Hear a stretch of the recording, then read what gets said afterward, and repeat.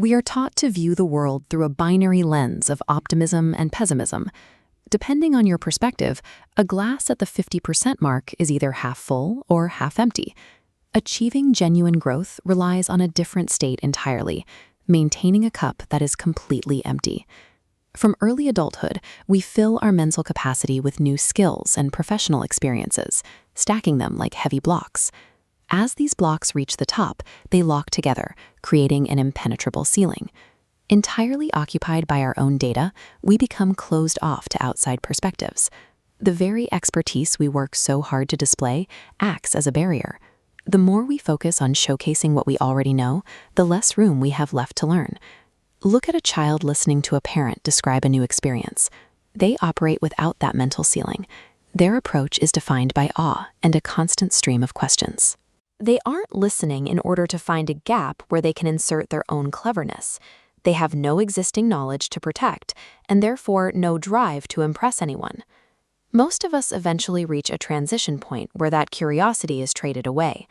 We start to believe that being the expert means always having the answer, rather than knowing how to listen. This creates friction in every meeting and every conversation. We fail to find solutions because we assume we've already mastered the subject before the other person even finishes their sentence. An ancient Zen parable addresses this specific arrogance. It describes a situation where intellectual pride becomes a physical obstacle. A scholar once traveled a great distance to visit a wise Zen master.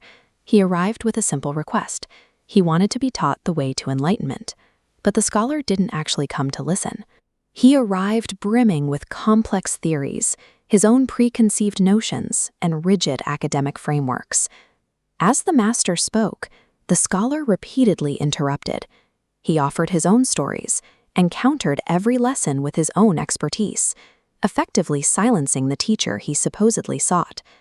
He was so preoccupied with his own internal noise that he was unable to hear the very guidance he had traveled miles to receive. The master did not argue. He simply suggested they take a break for tea. He placed a cup before the scholar and began to pour. He watched as the tea rose to the brim, filling every available millimeter of the cup. Then the master did the unthinkable. He kept pouring. The tea surged over the rim and rushed across the table. The liquid cascaded off the wood and onto the floor, soaking directly into the scholar's robes.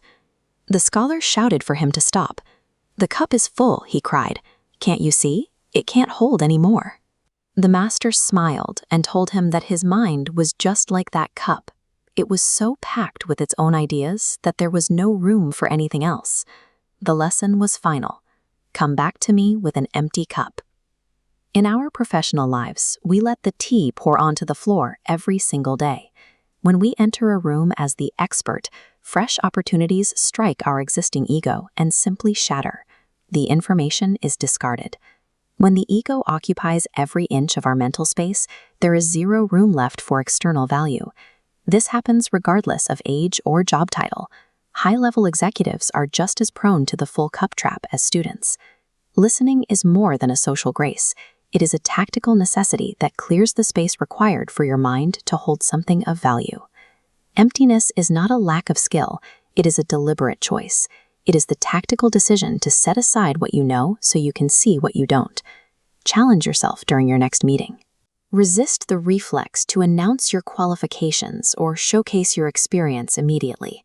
Choose instead to sip the knowledge offered by others. Approach the table with a beginner's mindset, even if you are the most senior person in the room.